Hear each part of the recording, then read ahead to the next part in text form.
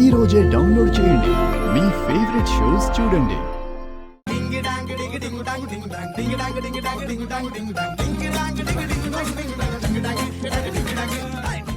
ఏమైంది చిక్రీ? నా మొహం అయింది, నా తలకాయ అయింది. అసలు ఇదంతా నీ వల్లే. నువ్వు చేసిన పనికి ఎంత టార్చర్ అనుభవిస్తున్నాను. మా అమ్మ నీ గురించి కరెక్ట్ గానే చెప్పింది. Hold on.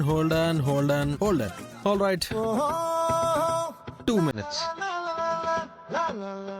ఏంటి ఎలక్ట్రీషియన్ లో కరెంట్ వైర్ తీసుకెళ్తున్నాడు?